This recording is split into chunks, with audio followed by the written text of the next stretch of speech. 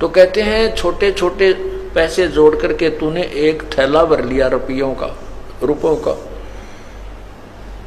और जाते समय तेरे साथ कुछ भी नहीं चला। पहले क्या करते थे, बैंक तो होते नहीं थे, और जिसके पास 100, 200, 500, 1000 रुपये हो जाते, उसको एक थैले में डालकर जमीन में दाब दिया करते, कहते कहीं को चोर ना उठा ले जाए, और उसको दबा करके भूल जाते कहाँ सी दाब रखा है। फिर वो मर जाता अचानक बूढ़ा, सोचा करता बाद में बताऊंगा, बच्चे जब कहीं बर्बाद ना कर दें अभी से। वो बूढ़ा मर जाता, फिर पैसे साथ ले जाता, नहीं ना दान कर पाता।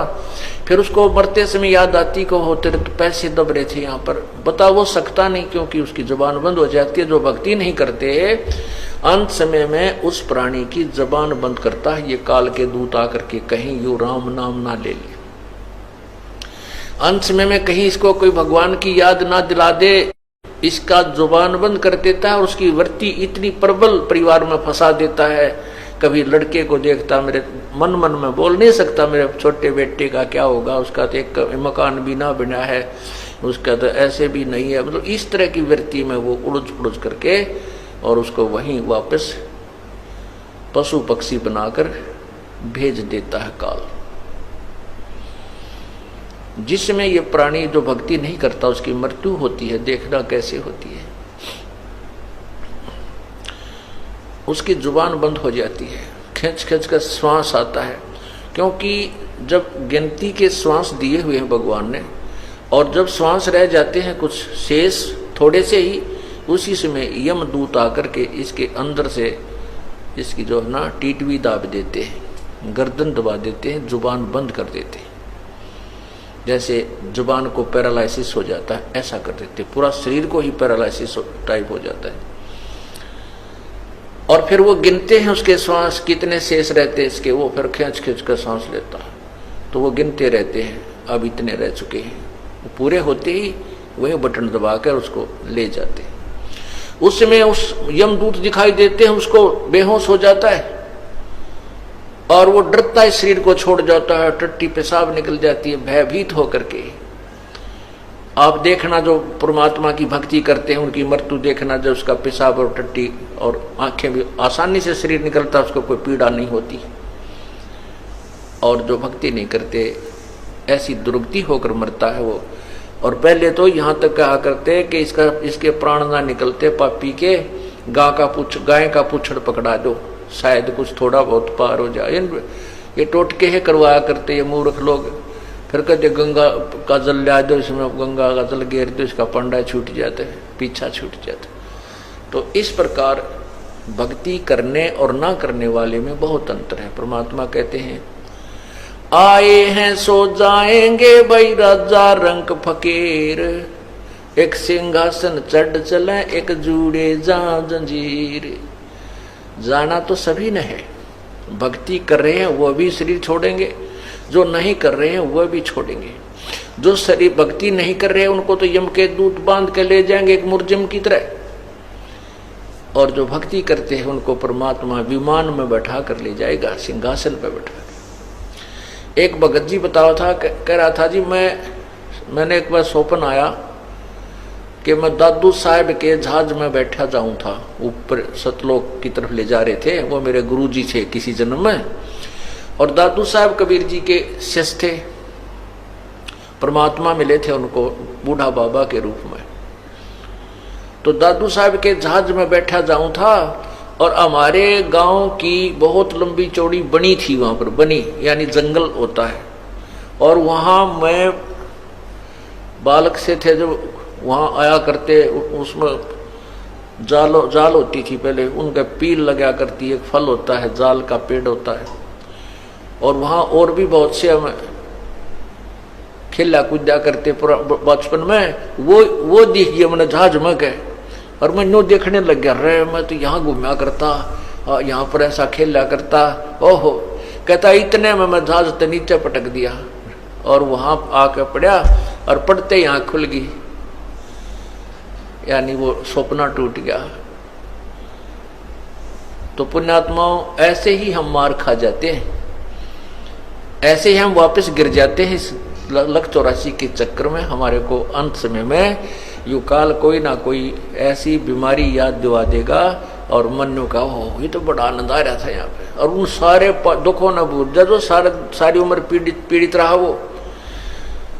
तो पुण्यात्माओं, ये ज्ञान तत्व ज्ञान आपको इसलिए सुना जाता है कि आप सावधान रहें, आप मार ना खा जाएं जैसे पहले खा चुके हैं। तो कहते आए हैं सो जाएंगे राजा रंग फकीर, एक सिंहासन चढ़ कर जा एक बंधे जात जंजीर। बहुत अंतर हो जाता है।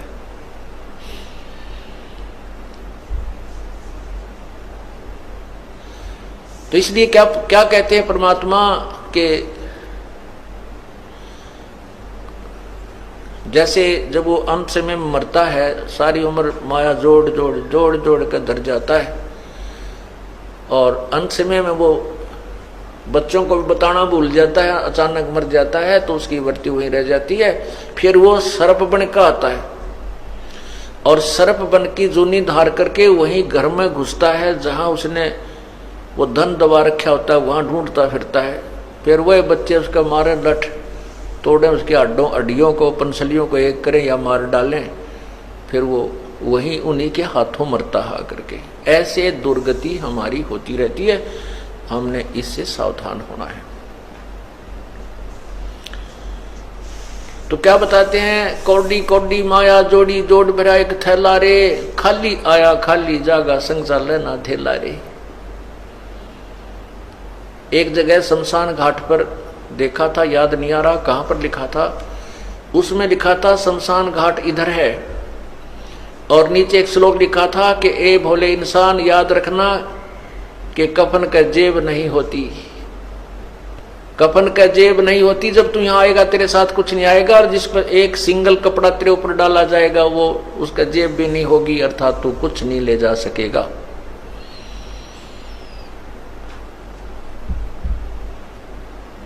फिर क्या बताते हैं, मात पिता तेरा कुटुंब कबीला, यो कोई दिन का मेला रे, कुछ दिनों का मेला है ये आपका घर, और यहीं में लाया यहीं रे बिछुड़ जा, जागा हंस अकेला रे।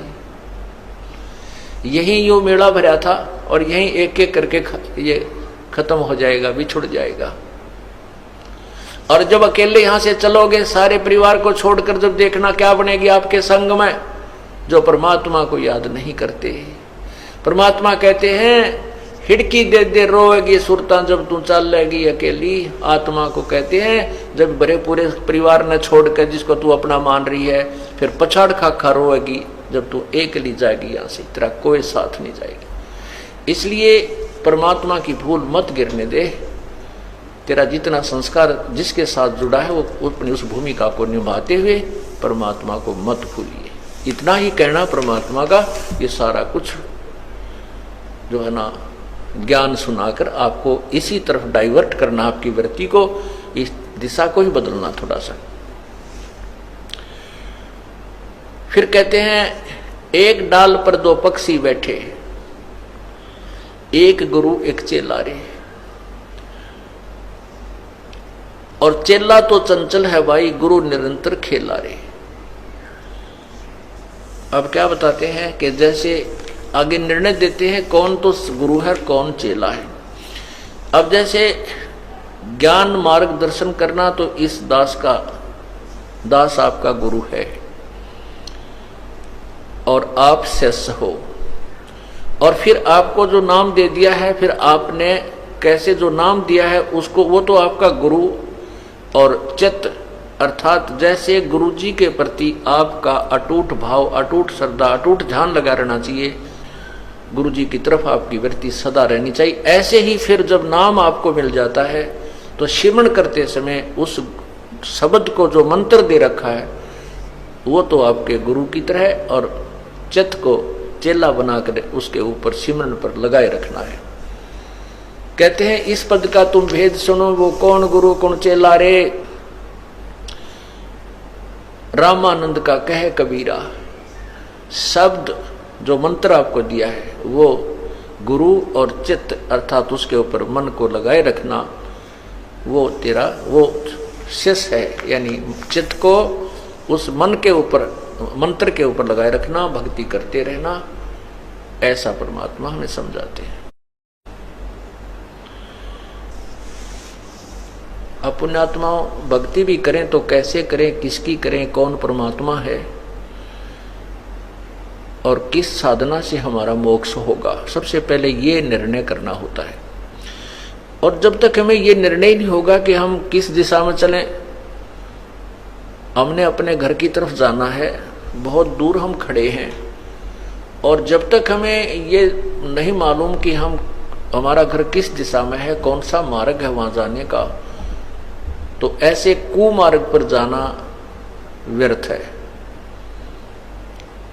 विपरीत दिशा में चाहे हम कितनी स्पीड से चलते रहें, वो दिशा दूर, वो हमारे मंजिल से दूर ही हमें ले जाती रहेगी।